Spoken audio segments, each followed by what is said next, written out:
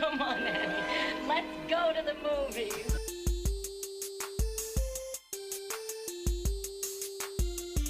This is the Cinereelists, episode 718. My name is Kyle. My name is James. And my name is Zach. And we're here to talk movies, movie lists, and movie obsession for the next hour or so. Zach, looks like you're shuffling papers like you're a talk show host. Yep. Okay. Like David Letterman, Yep. right? That's who would he shuffle papers all the time? No, Johnny Carson would do that. Oh, Johnny Carson. Okay. I mean, I think they all do that. Letterman would shuffle the top 10 cards. Yes. Mhm. Yes, that's what it was. Okay. Who would he throw them? Who threw them? He would throw them. Letterman. Yeah, like he would read it and then he'd like wing it or like toss it in the audience or toss it at Paul Okay. Schaefer. I don't know this, but yet I do know this. Okay. James was Letterman over Leno. What? You mean I've never had a conversation with James about this, preference. but You he mean prefers Letterman over Leno. 100% true. Yeah. Yeah. I knew it. What about Conan versus Letterman? You like Conan over Letterman? Also true, but not by a lot. Yes. Like Sure, I definitely, I feel like they're in the same world for sure. But if I had to put them in a list, Conan would be above Right. Letterman. It would be Letterman. It would be Conan, Letterman, Fallon. the end. Kimmel. I like those other guys too, but they're just like the next class are just so different than those guys I grew up with. What about Craig Ferguson? Where does he fall on He your was list at all? good too. He's Yeah. probably number 3 because I put him in the same class as Letterman and Okay. Conan. He was good, but I didn't experience Craig Ferguson in real time. I'm definitely a YouTube Craig Ferguson guy. Post, yeah. Oh, Yeah. I used to like him in the Drew Carey show. He was good as Oh, the boss. he was the in that. boss, wasn't he? Yeah, Mhm. Yeah. Forgot. he was good. Whatever happened to Mimi? She just fell off the planet. She's doing well. I saw like a Variety article about her like 2 years ago. Isn't she Okay. on Broadway? Or am I completely wrong? Did Variety say? I don't know. Okay. I don't So so you just saw an article, you didn't read it. Yes, Okay, exactly. okay. Yeah, I choose my words carefully. The Drew Carey show is one of those things that feels like it fell into a vacuum. Like a lot of shows from that era have had second lives on streaming services, but nobody seems to care about the Drew Carey show. But I remember it being a big deal at the time. Oh yeah. Oh yeah. Well, What's up with that? particular era, like there was like 2 or 3 years where the TV shows were like the Drew Carey show and Suddenly Susan and Step by no. What was the what was the one with Rhett Butler? Oh, Grace Under Fire. Grace Under Grace Fire. Under Oh, Fire, Brett yeah. Butler. Yeah. Brett Butler. Yes. Rhett Oh, Brett Butler is in Butler. Gone with the Winds. Yeah. you're right. I mix those guys up all the time. Yeah. I was a big Grace Under Fire fan as well. You watched a lot of Grace Under Fire. I remember that. Yes. Mm-hmm. I was big on Empty Nest because I had a little black and white TV. I could watch it late at night. Yeah. So, I never watched Empty Nest. All right. I don't even know what that is. Zach, for me, rank them for Letterman, Leno, Conan. Like now or then? You could go then. Okay, Conan number 1, Okay. then Letterman, then Leno. Oh no, Leno. I was Leno over Letterman. Okay. Headlines. Why? Headlines. Hilarious. Oh no! Oh, believe me, yeah. At the time, I was Leno over Letterman for sure. Because Yeah. of headlines. Honestly, to be fair, I also listened to a lot of Howard Stern at the time, and he hated Leno, and so I didn't really watch that much Leno. Because of Howard So, Stern. I don't know how funny he was or wasn't. I just knew Howard hated him, so I never even gave him a shot, to be honest. He wasn't funny. Mhm. He had headlines was funny, but he didn't write those obviously. And then he just was good natured and would chat up people. Whereas Letterman, he was like had a He had a he had smarmy a- side. He had an edge Yes. to him. Yes. yeah. Yeah. I like Leno's floating head bit where he was like a genie or something. Isn't that stolen from the guy who hosted before him? It's not That's stolen. It's a Not Tonight stolen. Show. I I mean, but so Carmack? Carson. No, Carson was the name of the host, Yeah, but I but- think Carmack was But he when didn't he float was his head. when he was the floating head guy. No, I don't he think didn't he float his floated his head. head. He just wore a had the turban. big scarf on it. Oh, He would okay. he'd like Jeopardy it. He'd like say a question or he'd say an answer and then read the card, and it was, Hmm. Now that I'm thinking about that, kind of racist. Oh, you think? You think Leno throwing a turban on and floating his head around was also not racist? I mean, Pee Wee Herman had a little thing going like that Jumpy, too. yeah. Yeah. I don't know. Different time, I guess. Pee Wee Herman also had Cowboy Curtis. So, like, I feel Yeah. like Pee Wee Herman was just a little bit more ahead of its time. Okay. All right. Okay. I'm don't know sure what to say to that. I'm sure if we rewatch Conan in the 90s, there would be. I mean, he had the bear, which did something we're not going to talk about on air here. Yeah. We're gonna talk. Zach and I are gonna talk about it next week when we talk Nirvana, the band, the show, the movie. But there's a moment in that movie where they define a time period through a clip from another movie that is like brilliant. It's amazing. It's really, really smart way to do it. Yeah, for sure. Not to be cryptic, but if you know, you know. Welcome to episode 718 of the Cinereelists. Welcome to the podcast.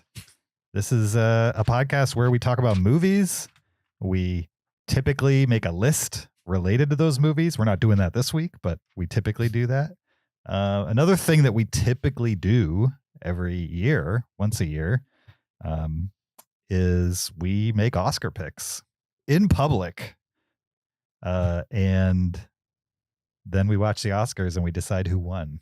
We don't decide. We tally the reality of the situation. And that determines. I'm a voting member this year. I decide. Oh, okay. You decide. Yep. All right. Interesting.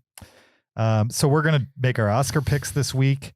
And we're also going to discuss an Oscar-nominated movie that we've all seen. And we'll dip into... And none of you have.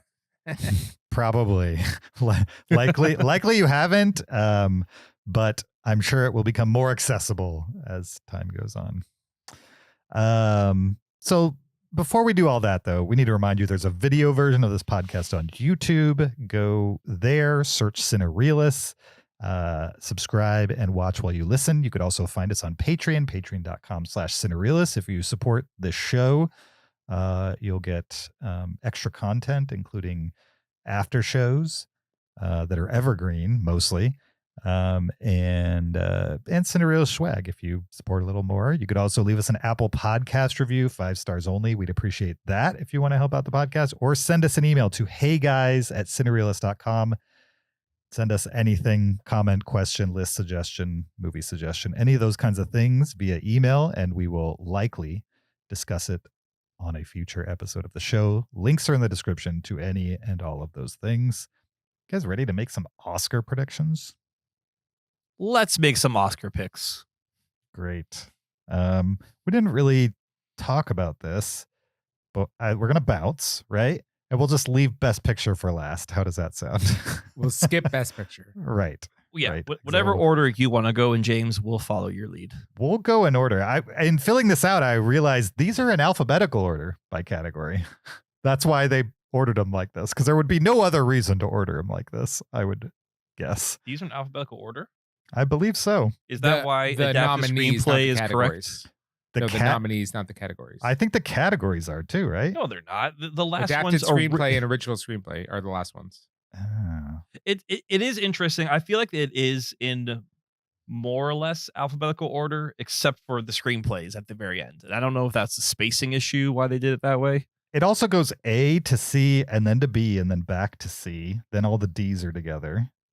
Then it's generally in alphabetical order until adapted screenplay, like you mentioned.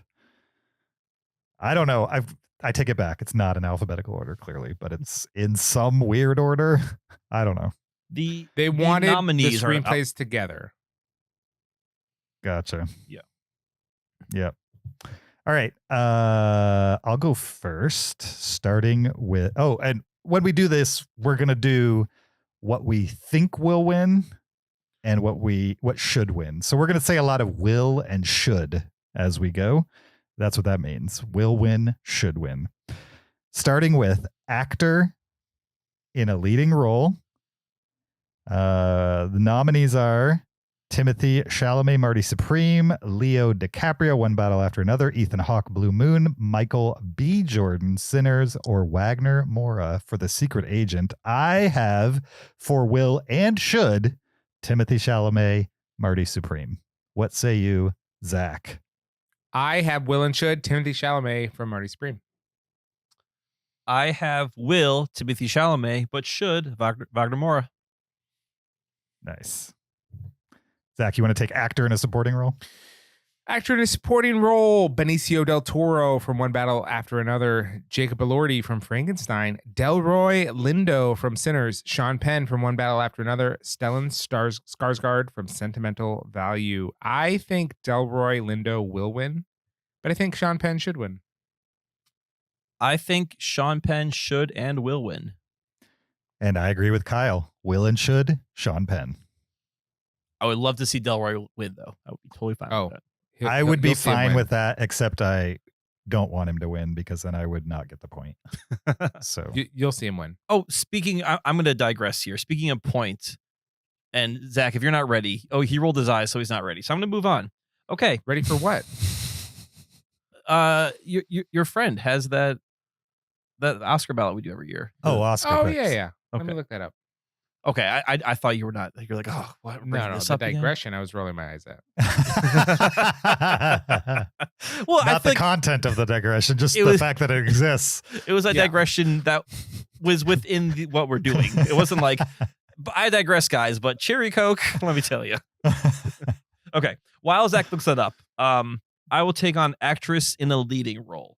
Mm-hmm. We have Jessie Buckley for Hamnet, Rose Byrne, If I Had Legs, I'd Kick You, Kate Hudson, Song Sung Blue, Renat Renav, Sentimental Value, and Emma Stone for Begonia. I have Jessie Buckley as should and will win. I also have Jessie Buckley, should and will. Me too. Nice. Closing out the acting categories, we've got actress in a supporting role, Elle Fanning for Sentimental Value, Inga Ibstadter Lilias for Sentimental Value, Amy Madigan for Weapons, Wumi Mosaka for Sinners, and Teyana Taylor for One Battle After Another. I have Amy Madigan, will and should. Wow. I have Amy Madigan, should and will. Oh, I'm all different. I've got Teyana Taylor as should, but Wumi Masaku as will. Nice. All right. I've got that join link and the website, and you can put it in the show notes. Nice. So James, just tell people what we're just to be about. clear, what this is we every year, well, some years we do an Oscar pool for the listeners. We use a very specific website. There will be a link to that website. What's the name of the website again? OscarPicks.app. OscarPicks.app. But you have to click our link. Group. Yeah, you have to click our link. That way you're in our group. And last couple years, we've given away a mug to the winner. I think we'll do that again, probably. We'll do something. It'll probably be a Cinereelists mug. So if you enter and you win, we'll ship a mug right to your door for free. And there's no limit on ballots you can do also. Sure. Well, you have to have one ballot to It's just enter. a You can't do moral like limit. 1,000 ballots just so you win the mug. I need No. one official ballot, one official will ballot, and you feel free to do a should ballot as well, but make sure there's one ballot per Yes. entry. Kyle, per household. or Zach, animated feature film. Hit us. Okay, for best animated feature film, Arco, Elio, K-pop Demon Hunters, Little Amelie, or The Character of Rain, and Zootopia 2. I think will and should goes to K-pop Demon Hunters. I think K-pop Demon Hunters will win, but Arco should win because his trailer looks pretty cool. I picked K-pop Demon Hunters for will.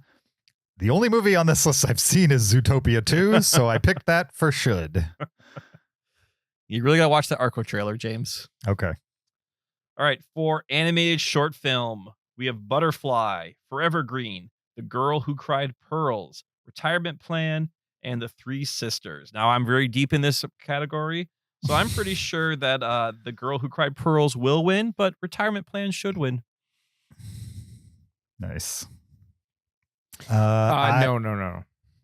No? James is going to set you straight. Okay. I am. I think Butterfly will win, and Retirement Plan should. Ooh, that's 2 You for guys are- retirement plan right there. Yeah. Mhm. Terrible. The Girl Who Cried Pearls will win, but I want the Three Sisters to win because then the most number of people get an Oscar.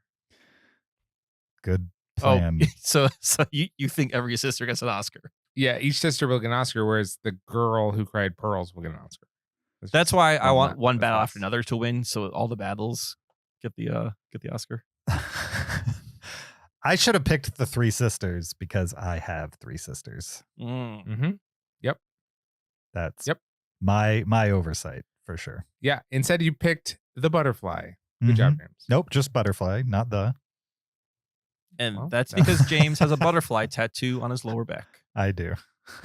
We're being generous if we call it lower back and not upper. It says peace All right, and James. love right below. Oh, it's very lower back.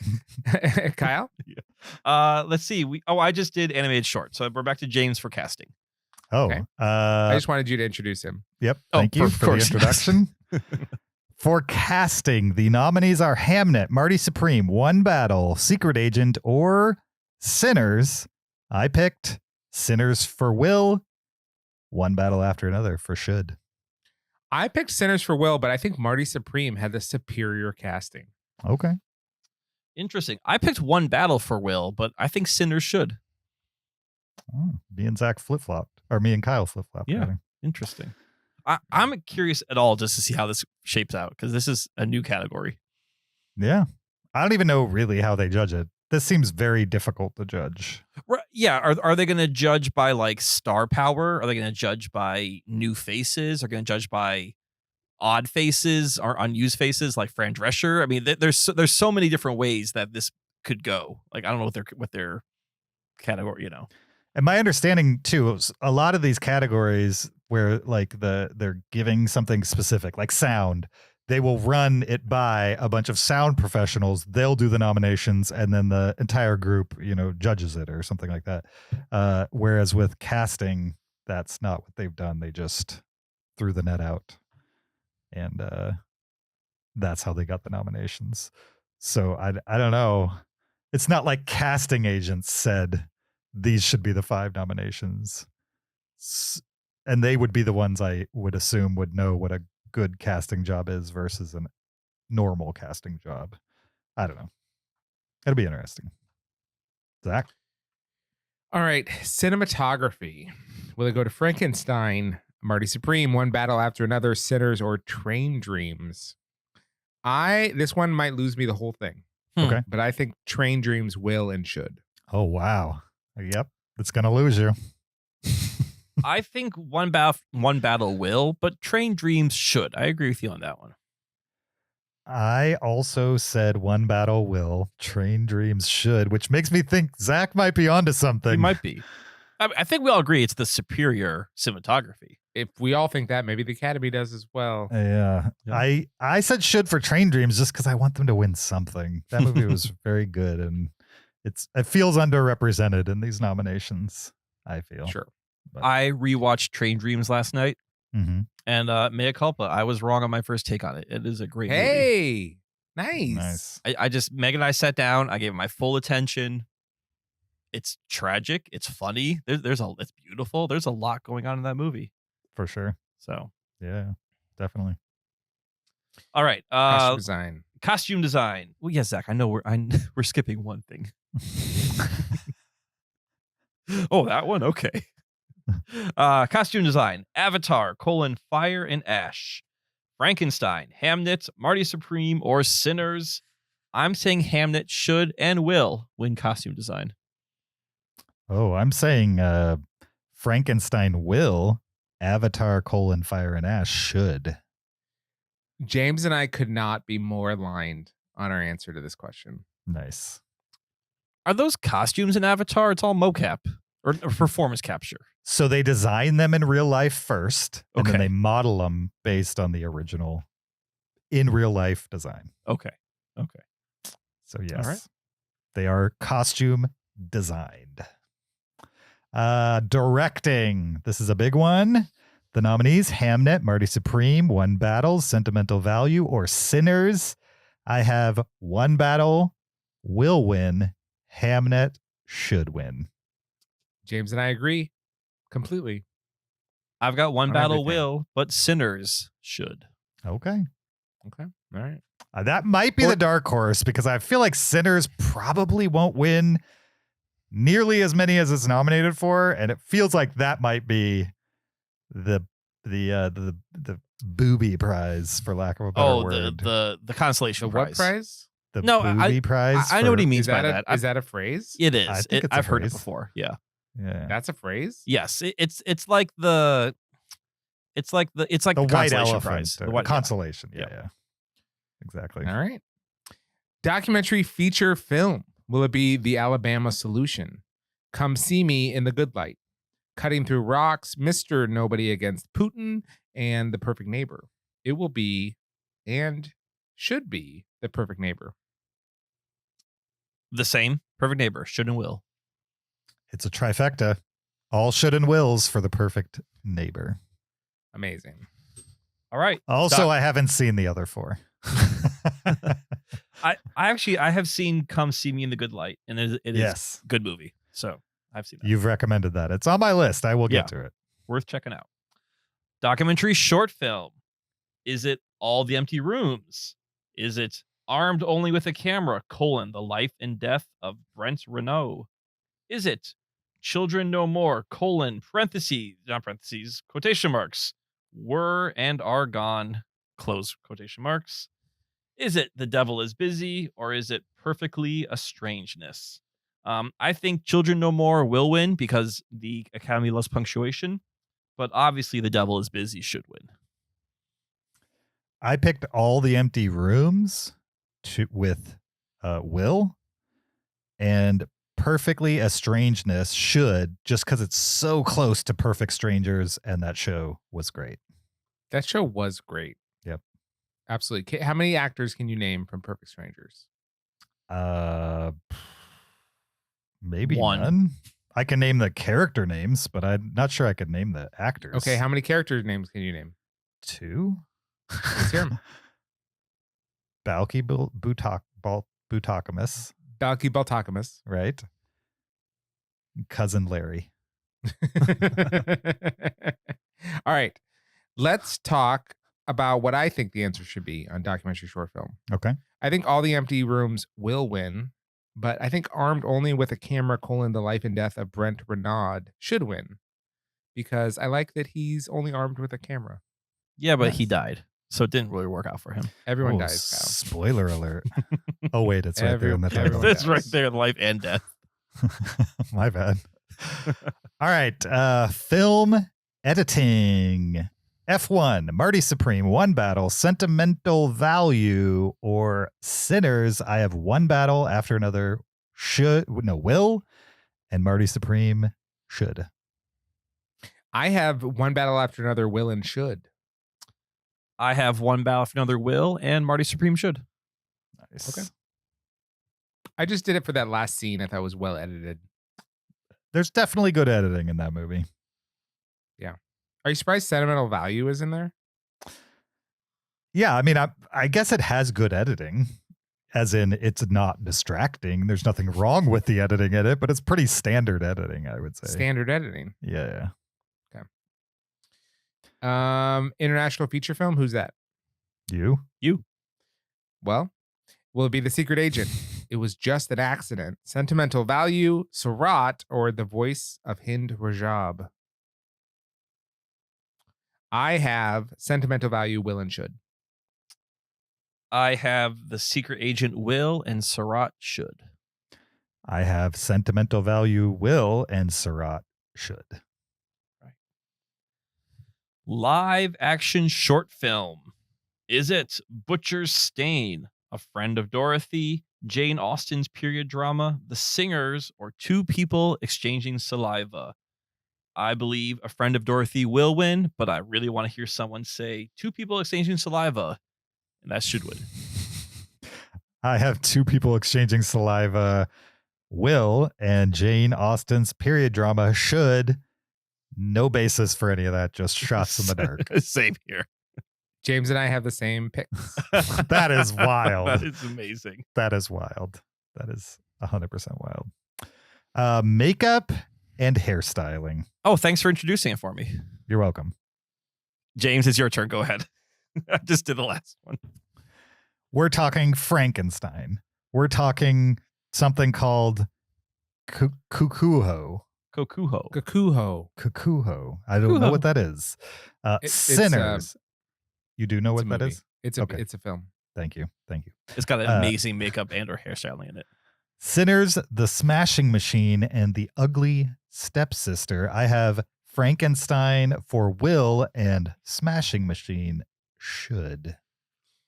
Can we just say that this lineup, it just sounds like a motley crew, right? Like imagine you turn a corner in an alleyway and you see these five. You see, there's Frankenstein. There's Beat Up yeah. with a Rock. There's The Ugly Stepsisters there. Yep. I think Frankenstein will win and the Smashing Machine should win. I think Frankenstein will win, but Sinners should win. Nice.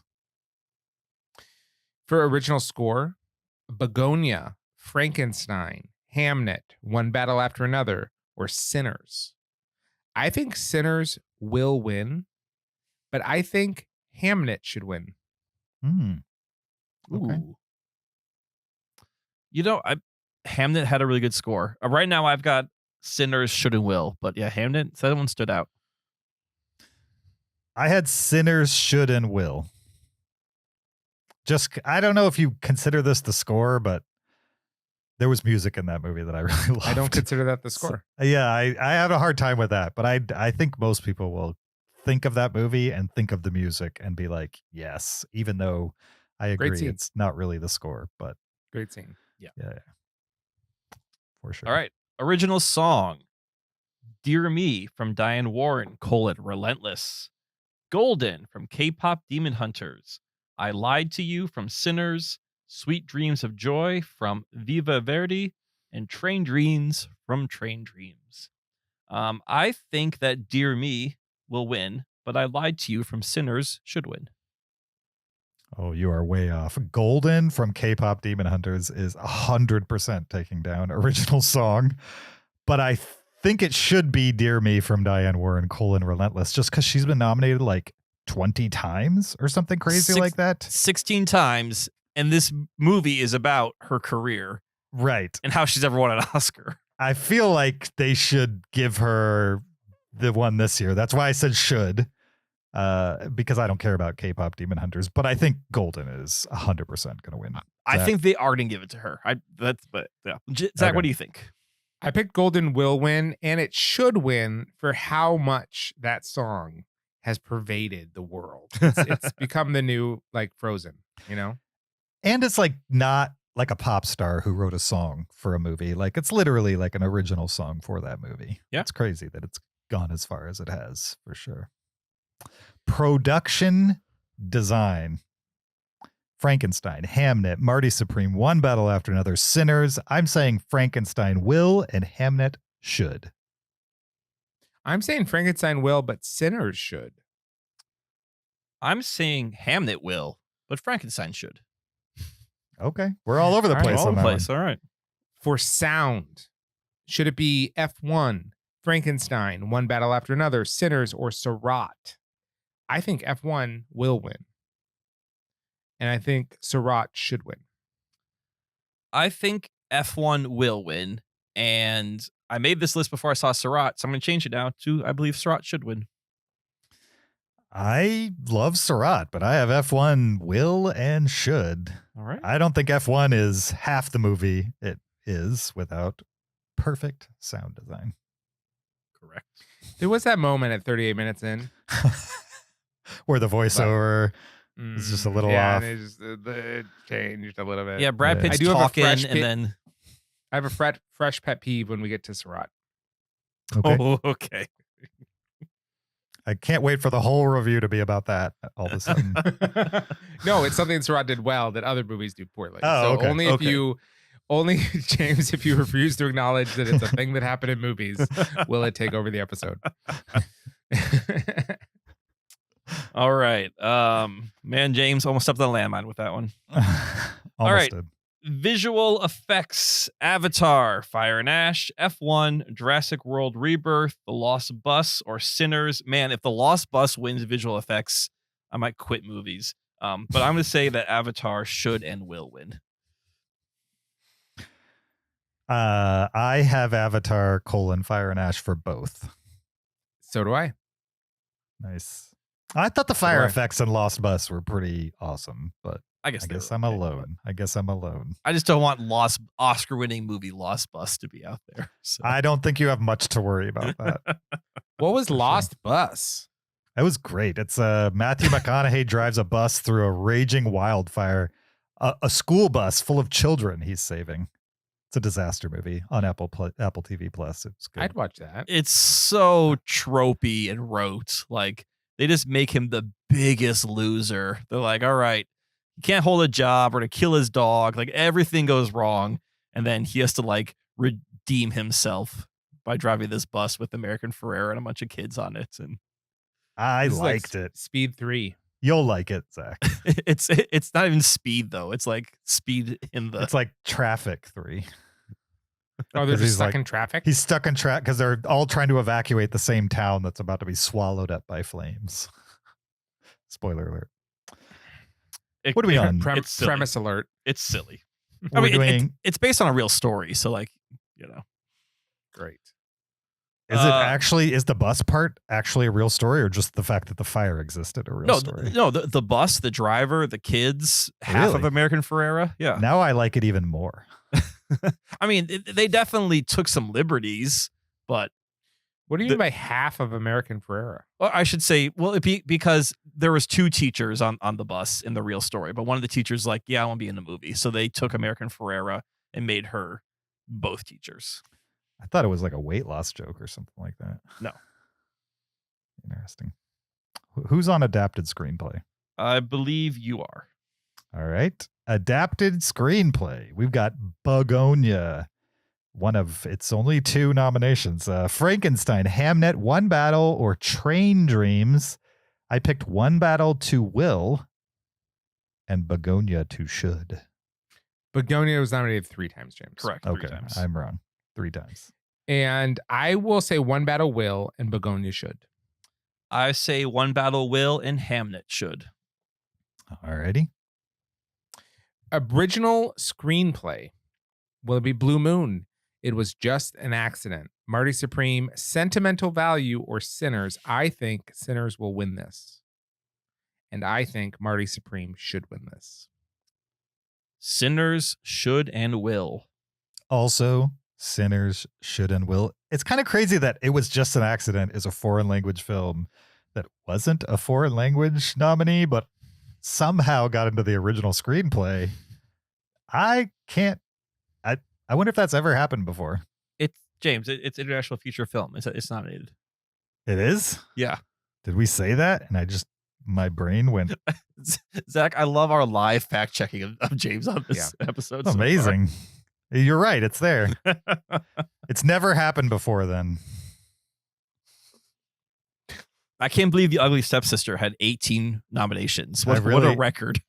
It is crazy for a movie I barely have heard of. All right, guys, ready for the big one? Let's do it. Best Picture. We have Begonia, F1, Frankenstein, Hamnet, Marty Supreme, One Battle After Another, The Secret Agent, Sentimental Value, Sinners, or Train Dreams. I have One Battle After Another will win, but Sinners should win. I have One Battle will. Hamnet should. I have Sinners will. Hamnet should. You think Sinners will be the spoiler here? I think Sinners is going to win. That's great. I mean, I would love for that to happen. Other than not getting the point, I'd be perfectly fine if Sinners won. I think that would be cool. Although I feel like I've gotten a lot of dream picks lately. Like Parasite, like movies that I just never would have imagined would ever have a shot. Yeah, you've at been Best spoiled. Picture have won Yeah. somewhat recently. Not always. You still got the Green Books in there, and like there's some off years, but for the most part, it feels like they're hitting mass market movies here and there, or maybe not mass, but you understand. Picks that they wouldn't have picked 10 years ago. So I kind of feel like that would be a Sinners situation, right? Because that was a very popular movie. Whereas Hamnet, although One Battle After Another, I learned One Battle After Another is P.T. Anderson's most successful movie by dollars. Is that true? Yeah. I believe Inflation adjusted? I don't know if that is involved. I've just heard that it's the movie that has made him biggest box office movie that he's released. Domestic? Also, it costs like $80 million to make or something, which is way more than his normal budget. Ever? Got to spend money, make money. Is that in USD? I don't know these things. Okay. But I assume. But we can assume yes. I assume yes. If you take how much it made, convert to euros, but don't do the conversion. That was the question that James is like, you know what? To be honest, I don't know. If the Spanish lira was still, or the Italian lira was still around, would he be rolling in there right now? Probably. All right. Just a reminder, the Oscars are on March 15th, which is 15 days from this recording. That's when we'll find out who's right and who's wrong. Guys, can we make one last prediction? Please. Yes, please. We've now heard all the ballots. Mm-hmm. Of the three of us, this is for an extra point. Who do you think is most likely to win? Me. You think you? Mm-hmm. Oh, me, of course. You're both wrong. I am going to win. Okay. For an extra point. Yeah. So whoever wins gets an extra point, is what we're saying. You know what? Pointless extra point. 1,000 points to the winner. All right. That was fun, guys. From Oscar picks to an Oscar nominated movie that we have never talked about on the podcast before. I take that back. Liar. I talked about it. I talked about it because it was on my top 20 list from 2025, but I haven't been able to talk to you guys about it. Okay. I've been able to talk at you about it, but not with you about it. We're talking Sirāt, which is just a hot sauce. Foreign film. That's sriracha, right? Yeah. No, you're thinking of that Spanish dance. A tango? I don't know where we're going with this. I don't know where we're going either. Wait, hold on. Let me roll my eyes at Zach's digression. At least I didn't announce it. For sure. No, we're going to talk Sirāt. It's been nominated 2, maybe 3 times. And I liked it quite a bit. And so, I mean, that's not why we're going to talk about it, but it's one of the reasons. Well, no, James is making us do this. We'll get right to it right after this clip.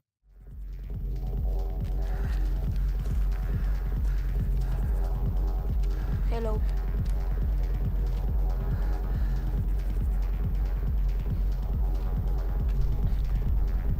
You know this girl? ¿Nos puedes hablar español si quieres? Es mi hija. Hace 5 meses que no sabemos nada de ella.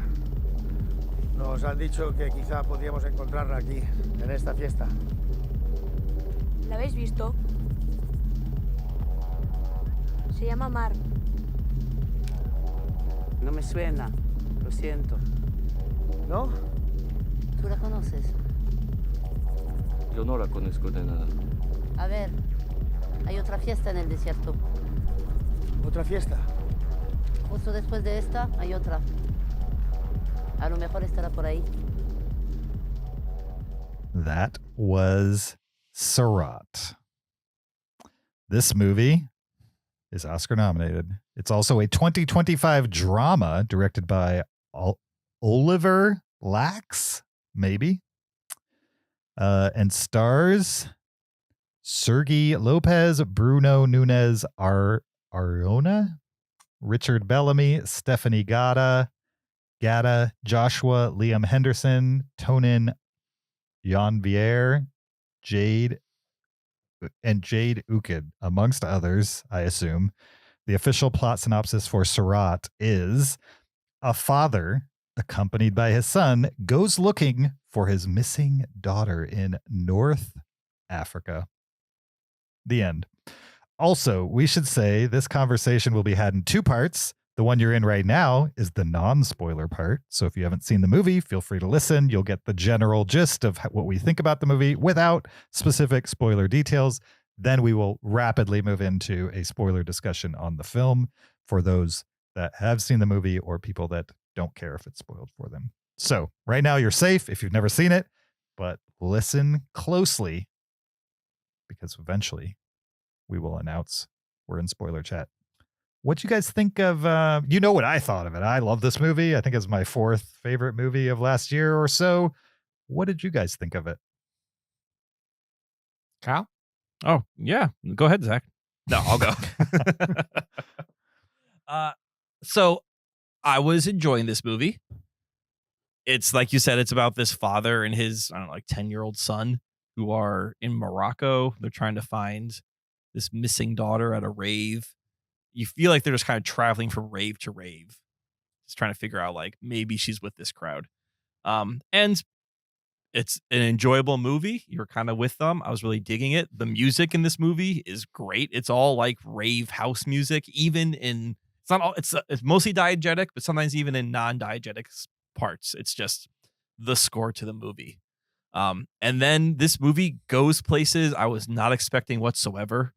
And I was completely on board for the journey it took this in. This movie starts as like an odyssey and then just changes gears. But I couldn't take my eyes off the screen even after it changed gears. And I was with this movie the whole way through. The actors you mentioned, I just watched this afternoon. I think they're using their actual names. You're reading that cast list off, and I was like, oh, those are the names of the characters. And I love the casting in this movie because, again, these all just feel like real people. I mean, they're like these punk ravers. They're covered in tattoos. Multiple of them are partial amputees, and you just kind of wonder, well, what's that backstory? Is that from the world they live in? Is that from war? Is that from just, differences? Like, I want to know more about that. And they're such fascinating characters because I think they're just real people, maybe playing parts of themselves or, perceptions of themselves. That I was completely engaged with this movie the whole way through. And again, that soundtrack helped a lot, did a lot of the legwork of just like keeping you in that mood. Because I thought it was pretty great. Zach, what'd you think? I liked the movie as well. I thought it surprised me a lot. I didn't know what to expect. I really liked the opening title card, and I thought that became more and more relevant as the movie went on. I'll be honest. From the very first shot, I was like, uh-oh. I didn't like the first shot. The first shot, I was like, I don't believe these as ravers. I don't think they got the top-notch ravers. A little too clean for you, right? No, these guys were all from the first shot, it didn't convince me that this was a raving crowd. As soon as we left the first shot, now to remind you, the first shot is like we see a crowd of 100 people or whatever, and they felt like extras told to dance at a rave. Sure. As soon as we left that first shot, then I thought everyone did great. Everyone embodied it just fine. The very first shot, I was like, these feel like extras to me. Just kind of pretending to be at a rave. Everything after that was great. So it went uphill after that. Like the core group felt like actual ravers is what you're saying. Oh, for sure. And anyone else that they showed after that, for sure. Okay. The very initial shot, it was, I don't know how many Moroccan raves you guys have been to, but this did not feel to me like an authentic Moroccan rave just in that first shot. Everything else did. So in summary, you very much disliked the first 20 seconds of the movie, but loved the rest of it. I wouldn't go so far as to say very much disliked. I was disappointed. I was disappointed with the first 20 seconds. And I was like, is this what I'm going to get for the rest of the movie? And it was not. For the rest of the movie, I got something that felt very, very grounded. Mm-hmm. I think what's interesting is out of all three of us, Zach has the highest chance of actually having been to a Moroccan rave. I agree with that personally. Yeah, exactly. So. I think that's true. I would say what I really enjoyed about this movie is The editing I thought was fantastic. And we'll talk about this in spoilers. It did not commit one of my least favorite movie pet peeves, which I was very impressed by, but it's definitely a spoiler. And I love movies that dip into mythology a little bit, where it's like almost magical realism, but not that, but just like movies that take on deeper transcendent meaning than just the text of the film. I really do enjoy that. Kyle mentioned it feeling like an Odyssey in that same way, that same mythical quality of the Odyssey. This movie had it. I enjoyed it. I liked it. Nice. I'm glad you both enjoyed it. I'm excited to hear what you have to say in spoilers, as well as your star ranking. I'm curious if it will match your current enthusiasm. I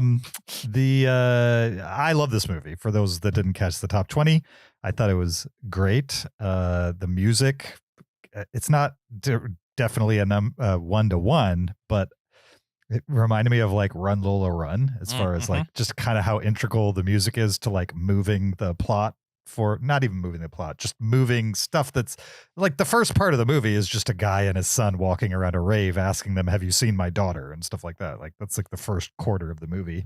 And then the next quarter is like them in a bus traveling around, and they're just like talking. And yet there's like this beat to it, this like forward motion that the music helps the story along with.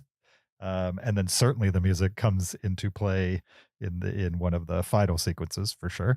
So I love that. I also love just how lived in this world feels. Like even though they are kind of like alien to this, desert rave culture, they are clearly the outcasts at the beginning of the movie. And then later on in the movie, they've kind of, just because they've existed in that world for so long, they start looking like these ravers, even though it's a father and son who are not there for the rave.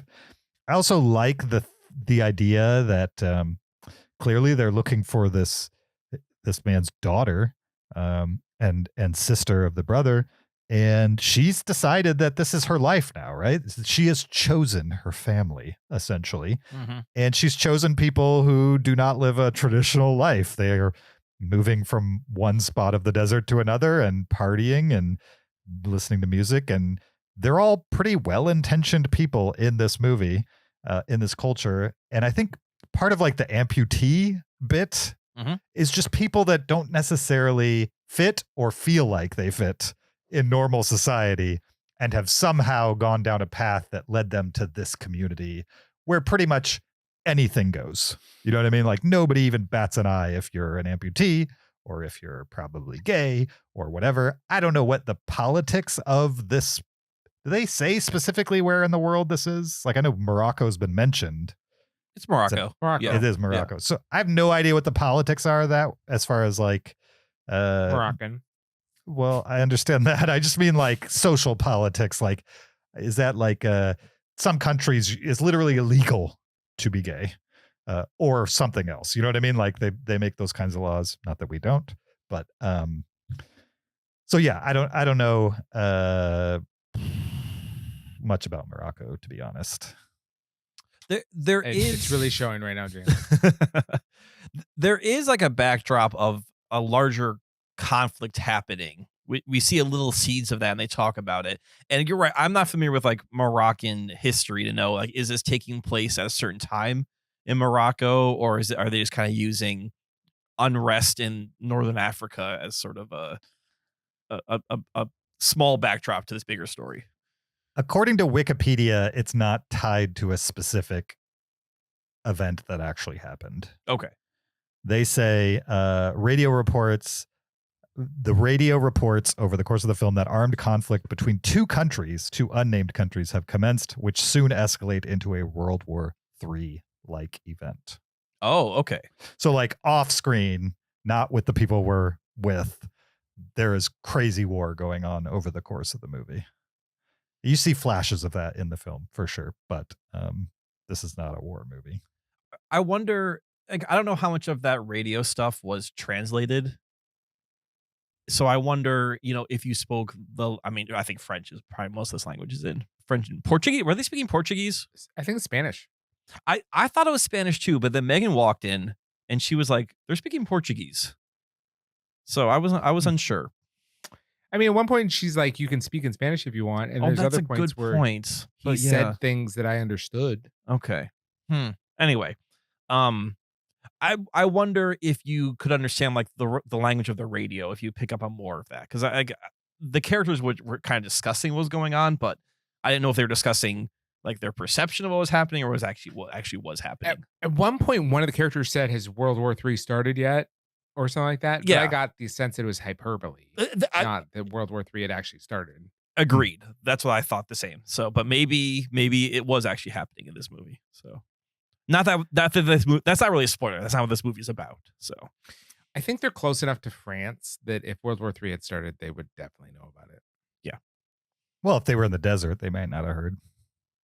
Yeah, you would get some sort of repercussion.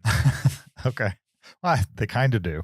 We'll talk about it in spoilers. But what I like about this movie, spoiler free, is that you just got a father and a son, and they're looking for the daughter/sister, and that's their goal.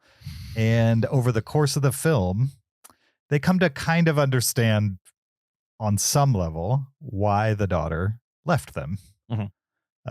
And they find a little bit of a community here as well, I would say.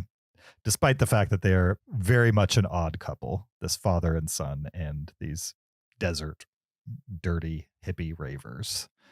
And that's pretty much all we could say spoiler free. It's a very tense movie in the back half where things happen that we've hinted at. Yeah, I too was riveted by the last third or so of this movie, for sure. Anything else we need to say spoiler free about Sirāt? No. All right. Let's letterbox star rank this out of 5 stars. What are you guys going to give Sirāt? Go 4.5. I'll go 4.5. I also went 4.5. We all like it the exact same amount. That doesn't feel like it happens all that often on this podcast. It's rare for us to agree this across the board. On the dot. Yeah, for sure. All right. 3 4.5s for Sirāt. This is that moment I warned you earlier about. It's spoiler time. So if you have not, Zach is smiling ear to ear. If you have not seen Sirāt and you don't want it spoiled, you should pause this, go watch it, and come back to this later. If you have seen the movie or you don't care about spoilers, then listen on, because from this point on, we're going to talk about the movie as if you've probably seen it. So, the back half of Sirāt. 1, the son dies. Yeah, that came out of nowhere for me. I think we can set up like these ravers leave one rave. They're because they say to the father and son, "Hey, she might be at this other one that's happening," and this father and son essentially talk their way and say, "Hey, let us come with you." And the ravers at first are like, like this is a treacherous trek. We have got like these big campers, these diesel powered cars. You're in this van, you can't make it." And he convinces them. And then what happens? But they're kind of right. He shouldn't have gone in the first place. His van falls off the side of a cliff with his son in it. And the dog. And the dog. And presumably they both die. Oh, it's so when that happens, the van starts rolling backwards. He's screaming like, "Hey, put on the brake." And I was like, oh my God, like this is tense, but they'll figure it out. And then you see the van fall off the back of the cliff. And I was like, well, maybe it's a small ledge. And then you hear multiple crashes as you realize, oh no, this thing tumbled down a mountain. Like this is not I'm going to say Hollywood. This isn't some like pull your heartstrings, oh, everything's going to be fine moments. Like we are killing this boy and this dog halfway into this movie. Yeah, pretty much the most innocent characters in the movie. I like to think this is a real Han Solo Kylo Ren situation we have here, where we didn't actually see the boy and the dog die. So I think they're still alive. You think waiting in for the sequel? Yeah, the Yeah. sequel. They're going to come back for sure. Oh, Sirāt too. Yes, that's Can I tell you the pet peeve that this movie avoided? yeah. Okay. So many films that have someone get in a car accident. Mhm. Okay, so this is a specific genre of film. It has someone get in a car accident, and they want you to be surprised. They have maybe a half second to a second too much like dead space where it tips you off that they're about to get hit by a car. Mhm. Do you know what I'm saying? So like someone's going to be like blindsided by a bus or sideswiped by a car, and you kind of, your spidey sense goes up that that might happen because there's like a half second to a second too much dead space that like calls attention to the fact that nothing is happening. Why are we still looking at these people? Mhm. That happens a lot in these kind of movies. This movie did not have that. This movie gave you no reason to believe that the boy was accidentally going to pull off the parking brake and start rolling back and die. And I so appreciated that about this film. It didn't telegraph that at all. It just was a thing that happened, and now we have to deal with it in the same way that the dad and all these other characters have to deal with it. It is a senseless Accident. accident Yeah, that yeah. like no one could have predicted, no one could have planned. I mean, maybe they could have been more precautious, but like it wasn't really a thing they were thinking of, and it wasn't a reasonable risk that they were, but like it happened, and now what do you do about it? It Right. was perfect. It was really, really good. And Can I- the movie kind of pulls a switcheroo on you because the boy is kind of by this cliffside playing with the dog. And the dad's like, hey, don't play by the cliff. Get in the car. You'll be safe there. So you're thinking like, oh, okay, like at first, like, is the boy going to fall off the cliff because of the dog or whatever? So you think now this boy is safe. Mm-hmm. And then off the cliff he goes anyway. With the dog. With the dog, yeah. You guys Yeah, are yeah. emphasizing the dog, but as soon as the boy dies, I'm not thinking about the dog anymore. Well, the only reason I emphasize the dog is because they gave you empathy of the dog already when it like It accidentally was a poisons. drug user. There's a drug drug user. user. Oh, so he's I'm gonna like feel empathy for a drug you user. deserve to die. Okay. And that boy getting some rave hair, so he's going on the wrong path anyway. So it's Yeah, it was a loss of innocence. exactly. James, what were you gonna say? Awful. I wanted to tell you guys a story. Related but unrelated. When I was A digression, would you say? This is a digression, but Okay. no rolling your eyes. This is a good one. When I was a child, this is in San Bernardino, California, probably first or second grade, possibly. My little sister, we had a large van, a conversion van, the kind with like the extra space Yeah. in the ceiling with the TV and stuff. And the van was parked in the driveway of our house.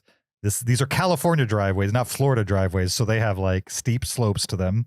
And we lived at the top of a hill that if you had an older car, you had to like hit the gas before you hit the hill, or else you probably wouldn't make it to the top of the hill. This is San Bernardino, lots of desert, but lots of like canyon-y type hills type of thing. So my dad's mowing the lawn. I'm in the conversion van that's parked in the driveway, and my little sister's in the back seat of the driveway, and I'm pretending I'm driving the car, and I take the thing out of park and drop it into neutral and starts rolling across the street. And luckily, we do not go down the huge hill, and I hit a light pole and knock it over. And no, my dad continues to mow the lawn because he cannot hear what is happening. Oh my goodness. Wow. And so then I had to get out of the car and crying, go get him. Meanwhile, the van is literally leaning against a fallen light pole, still in neutral. Okay. And luckily it didn't go anywhere because it was like kind of wedged. So when I saw that scene, I was having major flashbacks I can only from my imagine. childhood where I was like, yeah, that almost happened to me. I almost went off a Yeah. cliff. Yeah, because you weren't buckled in. No. If you had not hit the light pole, you probably would have died. Yeah, or something. Or something. I don't want to think about me actually dying and killing my little sister, okay? Yeah, that's. I'm leaving myself a little bit of room that maybe we could have survived it. She would have been fine. Do you ever drive by light poles and just be like, I like that? Major flashbacks. Yeah. No, I don't you're like just that. I hate. Ever since then, I appreciate they hated light exist? poles. No. I hate You should them. appreciate they exist. Wait, so how did Hereditary make you feel then? Oh, that was the worst. Okay. Literally my worst nightmare. James, I did not know that story about you. I No. appreciate knowing that story about you. I'll ask your dad about it next time I see him. Absolutely. My reoccurring nightmare as a kid, I also grew up in California. We would visit my grandma in San Francisco. And my reoccurring nightmare, I had this many, many times, is that I was at the top of a hill in San Francisco and I somehow got in the car and it got put in neutral and we started rolling down the hill towards the ocean and I didn't know how to stop it. Wow. That's crazy. Well, I lived your nightmare. Minus got the some ocean trauma. part. Yeah.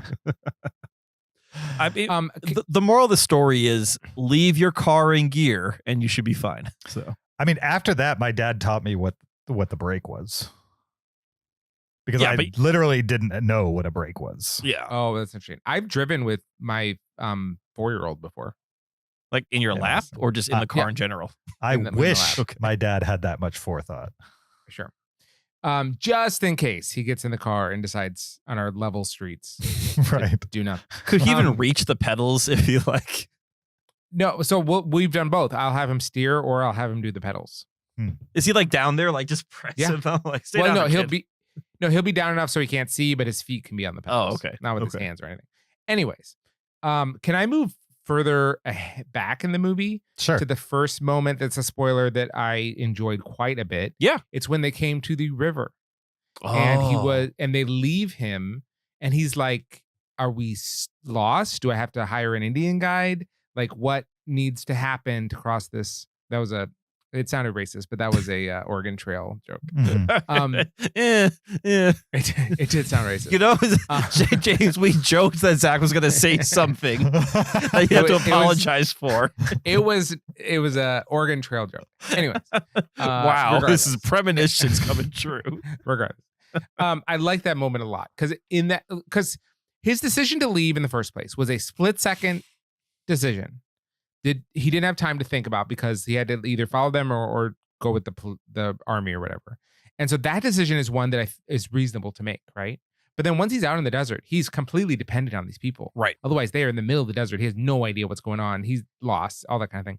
And as soon as they leave him or he thinks they leave him, he realizes I and my son are in deep, deep trouble. Right. Mm-hmm. And like that weight goes on him. And then they come back and it's like, what a moment of like relief to see them come back and save him again. And that was just a powerful scene to me. Could I tell you a pet peeve I did have with this movie? Okay. Yes. And then I think we should probably talk about like the ending. But before we get there, so like they say, oh yeah, we're going to this other rave. How far away is this other rave? Like I recognize they're traversing like mountains and desert, but it seems like they're traveling for it's close to a week. Like I was starting to count nights. I'm like, it's another night. It's another night. So I got the impression that there's like, oh yeah, there's another rave we're going to tomorrow or down the road.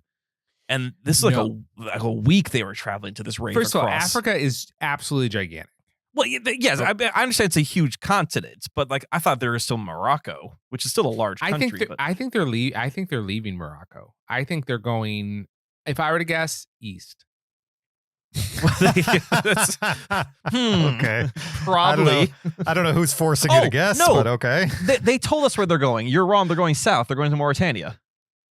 No, they just talked about Mauritania. I thought they're going to Mauritania because the boy wanted to see the seals, the monk seals. So they definitely. You could be right. I could be wrong. Okay. I'm not dogmatic about this, but they talked about one of them had been to Mauritania, and they're like, it's just desert there, and he's like, no, they have seals. Like they had a conversation about Mauritania. Oh, okay. I thought it was just because one of them had been there. You could be right. Okay. Either way, so they're probably traveling cross country then to this next rave. Yes, I would think so. Okay. All right. It just okay. it seemed like it was farther away than I thought it was going to be, but I was okay with it. It just kind of bothered me. Let's get to the minefield. The Yes. literal. Yeah, literal minefield. Yeah. Yeah. Somebody want to set up for people who haven't seen the movie what happens? So they decide a day or two after the son is dead, they need to unwind. So they're going to set up some speakers and they're going to dance to their music and just let it take over. And it actually does kind of like start to free the dad's soul a little bit. And then one of the ravers is like, turn it up. Let's get them to explode kind of thing. And then she steps on a landmine and blows up. So she is now the second person to die. Someone goes to save her or go to her and he blows up on a landmine. Yeah. And they realize they're now in a minefield. 2 of them have blown up. Then they're like, we have to get out of here. How do we do this safely? Let's send one of our cars without a driver in a straight line towards the rocks, and it blows up. And they send the other car, and it blows up. And so now all of the remaining survivors There's are like 4 left, right? on foot Yeah. and still don't know how to get this minefield. And so they try to follow the course of the cars, and then they go the rest of the way. The dad, who has nothing to live for, he's like suicidal at this point. He just goes, he makes it. Mm-hmm. Guy follows exactly where he went. He blows up. And so only 3 of them make it out alive, and they get on a train and the movie ends. Yeah. That minefield sequence, when the first woman stepped on the minefield, it jolted me because I was not expecting that whatsoever. And then the second guy, I was like, oh, like it's just, I was on edge for the final act of this movie. So much where the guy who was following the father, when he steps on the landmine, blows up. I think I let out an audible like, oh, just like I had to get some sort of release. Because this movie, by killing the son and the dog halfway through, you're like, no one's safe in this movie. Like maybe the dad has quote unquote plot armor because he's like the main kind of like focus of the movie, but everyone else, you're like, everyone seems fair game in this movie if we're gonna take the son out. So see, I did not have the feeling. I felt like when they killed the son, I was just kind of like, oh, this is gonna be a movie about mourning, maybe, or so. Eventually he's gonna reunite with the daughter, and the son's gonna be dead, and the dog. And or the son or the dog's gonna be like, why'd you come? I don't want to talk to you or whatever. Like reject it. Or whatever. Or like maybe that was the worst case scenario before the son died. Now it's like very important that he finds the daughter because one of his 2 children is dead. So yeah, that was what was going through my mind. Not that they were going to start offing people left and right. I never even considered that they would off anybody else, much less a minefield ending like they have. That was very shocking to me as well. I should clarify. Once the son died, I think everyone's dead. It was the son died, and then that woman stepped on the landmine, and then I was like, okay, now all bets are off. We've had 2 deaths in this movie. Gotcha. Yeah, After the first minefield explosion, exactly. Then that makes more sense. Yes, correct. Yeah. I love minefield movies though in general, and this is added to the short list of minefield movies. You do love minefield movies. I really do. James, you say you love minefield movies. You still have not seen No Man's Land. Have I not seen No Man's Land? Yeah, I talk about this all the time. It's a movie about the Serbian-Bosnian War. And it takes place in a minefield. You're right. Man, I have a blind spot for No Man's Land, evidently. You have to watch that movie. It's on my watch list. I'll watch it immediately. Okay. I'm no horse guy in this situation. I will watch any minefield movie that somebody puts in front of me immediately. It's a bold claim that I don't believe. If you're into minefield movies, Kajaki is a great one. Okay, heard of it. 2014, Land of Mine. Pretty great as well. No, literally that movie is about a minefield. I know the title, Land of Mine, is. Yeah, I get it, but that's not my fault that they named it weird. It is a minefield movie. And then there is, of course, just Mine, M-I-N-E, which is also a minefield movie. And Yours, also mine, good. and ours. Yeah. Okay. Let me talk a little bit about how I felt at this scene. A beautiful Yes. mine. Duh. Yeah. Maybe I should let Kyle talk so that James can interrupt him. But the next 3 movies he thinks of. Don't worry, No, no. Zach. I'm working some also. So you just got to roll with it. Okay. So I loved the movie that this was becoming Yeah. when the Mhm. son died. And I thought this was going to be a movie about, like James said, mourning, or like he's lost one child in the search of another. And so what does that do to him? Like, what's his culpability? Like, what is his regrets? If he finds her and she doesn't want to come back, Mhm. what does that do to him? I was really interested in an exploration of like guilt and mourning and decision making and risk and all those kind of things. I thought that was super interesting. I would still love to see that movie. It'd be awesome to see the version of this movie that they never go into a minefield and then what happens next. You know what I mean? Yeah. Or they do go to the minefield. He survives, gets on the train, and then there's one more scene with him and his daughter, and you do get the answer to Sure. that big question that they leave open. Sure. Once the minefield happened and 2 more characters died, I was a little disappointed because I mean, I got over it and I'll tell you why, but because I knew now we're leaving that question. And now it's just becoming more of like a survivor movie. Mhm. And true to form, like the movie ends right after they survive. We don't get any more of that discussion, like, or presentation. And it was a little crazy.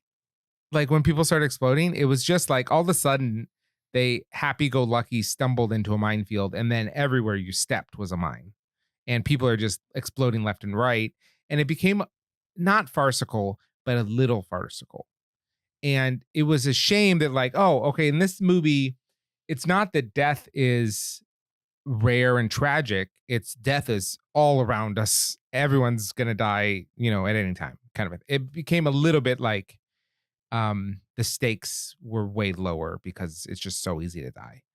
And that was a little disappointing to me, especially like because they're mines and it's such an abrupt death. All the deaths are so abrupt.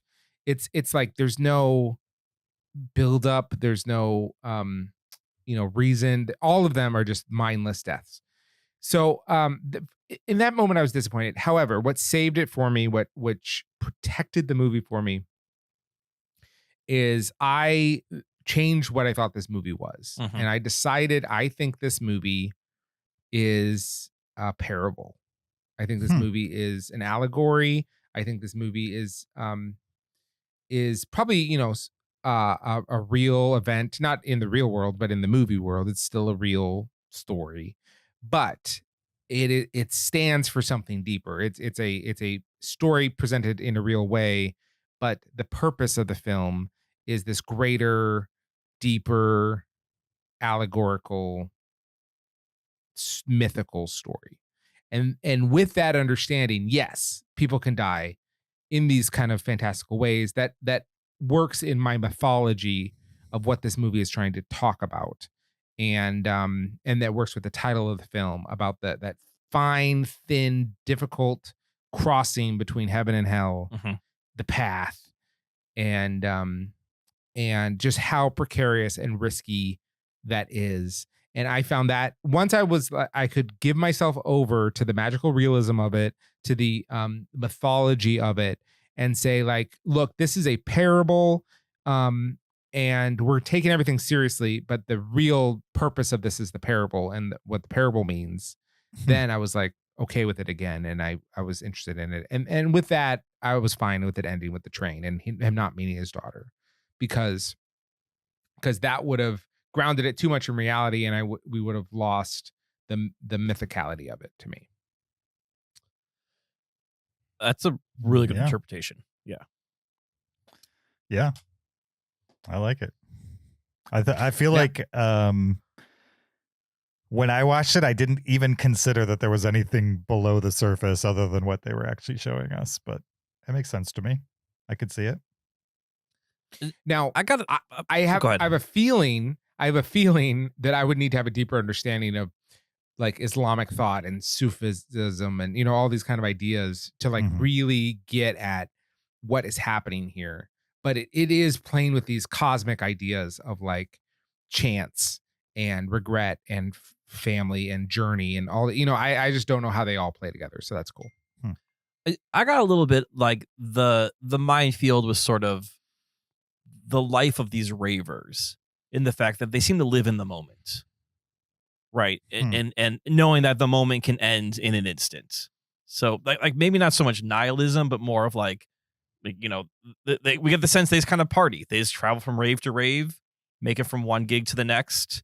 And they enjoy music. They enjoy being a community. That's their family, but they really don't have any purpose in life, quote unquote. And I wonder if the minefield kind of represents that of like, it all can end in an instant. They don't really worry about the future much. Exactly. Yeah. They're living it in the moment. Yeah, totally. We also didn't mention it, but the cinematography in this movie, I mean, anytime you're able to film in the desert, I would say, and you can get some killer drone shots of cars driving through the desert, like Mad Max Fury Road style. It's just a very, not a movie we get every year, I would say. And it was a pretty desert. There were some good shots. Yeah. And really good pacing. Like the music plus the length of the shots worked. It didn't feel like slow cinema to me. It felt like engaging. Yep. Yeah. Some of the movies that were mentioned as they were inspired by when they were making this movie is Lost Highway, The Wages of Fear, which I can see a little bit of that. Fear, for sure. Strong Wages of Fear, especially across the mountains. Yeah. Sorcerer, which is just The Wages of Fear, right? The remake of Wages of Fear. Yeah. Though I would say I think Sorcerer is as good as Wages of Fear. I like them both equally. I think Yeah, I they're like both great. I think I like Sorcerer better just because it's very dirty compared to Wages of Fear.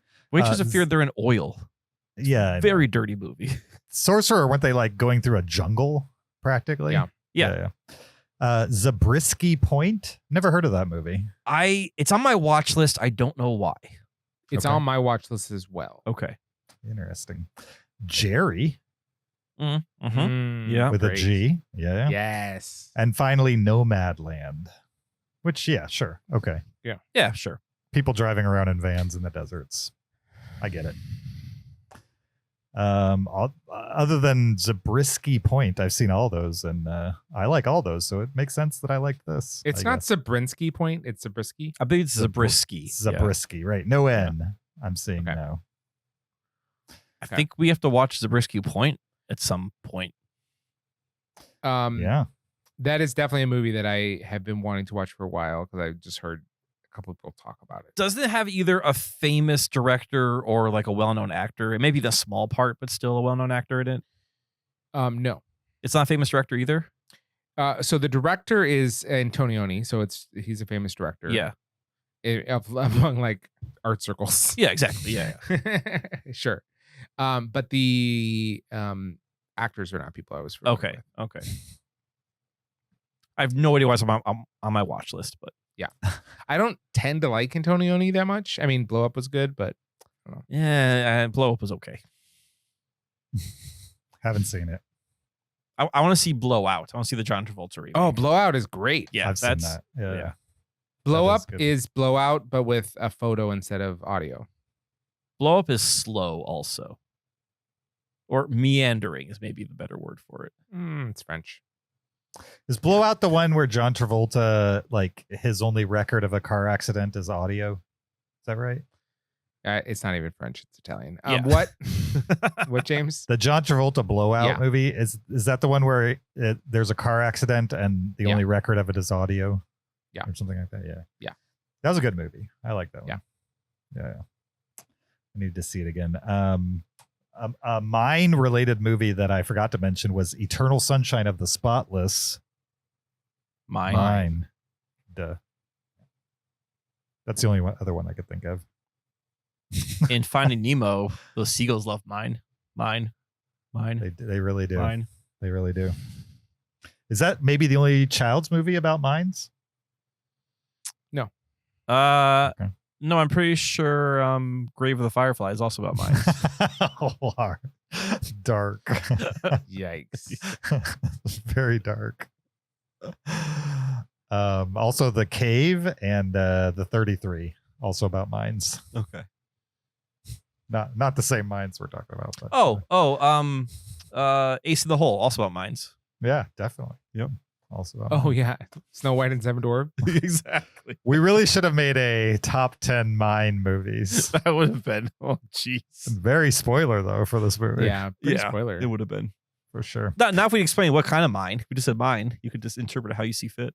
That's true. Yeah. That's true. All right. Anything else we need to say with full spoilers about Sirāt? Drive stick, leave it in first. Anybody or pull the parking brake, maybe. No, they had the parking brake, and then the kid accidentally knocked it off. So he knocked it off and put it in neutral? No, it's maybe in neutral, but he knocked off the parking. It could have been a stick shift, and then the dad didn't leave it in gear. James, you've driven stick shift. I know nothing about stick shifts. Have you ever yes, I've driven them literally less than the fingers on this hand. Okay. A stick shift. Okay. But Right, a stick shift is always in neutral unless you put it in gear. There is no park, right? There is no park. There's a parking brake, but it's not like when you put it in park, it's just kind of putting in first gear and letting it sit. It's kind of how you put it in park. Gotcha. So yeah. The other thing that enthralled me, this is not a spoiler thing, but just the homemade nature of the speaker system. Oh, that was cool. The stacks. For some reason, I was like, I guess that makes sense. You just make your own enclosures, essentially. Now, can I say a pet peeve I had about this movie? Uh-huh. Okay. About the sound design. Now I know I think I gave it best. I wanted it to win best sound design. Mm-hmm. I did have a quibble with the sound design. Okay. When they were plugging in the speakers early on in the film, Mm-hmm. they used the same sound effect for plugging in the XLR cables and the speak-on cables, and those would make different sounds plugging in. But like he's going XLR, speak on, and they all four sound the same, and that's just not what would happen. Not how it works. So Zach, sounds like this is not best sound design then. Yeah. I know. I thought other than honestly, and the very first scene, they're pushing the speakers into place. I was it's a little, they just had a little bit too loud for me. I was like, they're really leaning into the dust sounds of scraping materials on each other. Mm-hmm. And I was like, it was almost offensive how loud it was. But when they got to the speak on, the XLRs, that was incorrect. I was disappointed by that. But after that, it got great. So it seems like this movie really let you down in the first minute or so. You're like, oh, those sounds are wrong. This dancing is terrible. I don't believe any of these people. Yeah. And then the movie That's won fair. him back slowly. Yeah. And then lost me again, and then won me back. you went on a real. I mean, for the journey you had with this movie, I'm impressed by the 4.5 stars you gave it. Well, it's a journey film. It really is a is. journey film. Yeah. That's Sounds why like Don't Stop Believing closed out the final credits on that train. Mm-hmm. It sounds like you think F1 should and will. Possibly, James, you could convince me. If I sat down with you for coffee in 2 hours, I think you could do it. I can't imagine trying to convince you to pick F1 for sound design for 2 hours. That sounds like a nightmare. Oh, I pass. I picked it as will, so yeah. It's happening. Cool. I need someone to do that if they're gonna. Anybody changing their star ranking after talking spoilers? I'm not going to change it, but I came into the show at 4 stars, and the more just from talking non-spoiler, it pushed me to 4.5. So Oh, really? Yeah. Interesting. Okay. I didn't know you could do that. yeah, with a straight face. James, it's called subjective. You can do what you want. I guess. Yeah, so that was Sirāt. Hopefully that was interesting. If you haven't seen the movie when you get a chance, I recommend it. I was a little worried about us watching this on the show because I know sometimes, understandably, you guys don't like this. The boy that dies in this. Oh, he's my son's age. At least for Kyle, it's a very similar age. It's very. And Zach's right behind him with a young son. But it all happens off screen, and it's not a movie about him mourning very long, for sure. It moves at that point in the movie. Yeah, and you don't see anything. You see the car fall off, you hear the tumbles, and you don't need confirmation. Not to belabor this point, but could you imagine? I'm surprised that would destroy me for the rest of my life. I'm surprised the dad didn't just jump off the cliff after his son in like a fit of just irrationality. It's not that I want that to happen in this movie, but right. I think the dad underreacted. Like, he didn't immediately run after the car. He saw the car, realized, took a step or two, stopped, continued to watch, then took another like 3 or 4 steps. And I do feel like he would have been running towards the car. Like you would have taken off just sprinting, even if you knew you're not going to catch that car. Yeah, don't you think? Yeah. I feel like certainly some people may react in a full sprint right away, and others might be mowing the lawn and not realizing the full extent of what's happening. You know what I mean? James' own past trauma is like, yeah, I can see the dad kind of not caring about this. Because I could have very easily been going down a hill and my dad would not have been running for me. He had no clue what was actually the danger. You know what I mean? His present that year was noise non-canceling headphones. Yeah, definitely. All right, that's it for Sirāt. Thank you for joining us for this episode 718 of the Cinereelists. We appreciate your listenership. Don't forget, video version of this podcast on YouTube. Support us on Patreon. Leave us an Apple Podcast review or send us an email. Links are in the description to do any and all of those things. You could also follow us on social media on Twitter, Facebook, Instagram, or TikTok at Cinereelists, or follow me on my personal Blue Sky or Letterboxd account at YoJRB. You can follow me on Twitter or Letterboxd at Shaban. You can find me on Letterboxd at Peter SKB. We will be back. At least 2/3 of us will be back next week to discuss the comedy Nirvana, the band, the show, the movie. If you don't know what that is, just do a little YouTube search and watch some clips, maybe. I don't know. But 2 out of 3 of us have seen it. We will discuss it on next week's episode. Kyle, you definitely should see it. Oh, I want to see it. You should see it. Yeah. And, well, I want to. Not You to. should. And I want to. Spoiler free, but if there's any justice in this world, best editing. This should get a best editing nomination next year at the Oscars. And I'm deadly serious. Like, after seeing the movie, it 100% should get best. Well, this is an editor's movie. 100%. Yeah. I'm not joking, by the way. What a way to sell it. Guys, this is an editor's movie. 100% an editor's movie. Yeah. Thanks, guys. We'll see you there next week. Until then, keep it cinereal.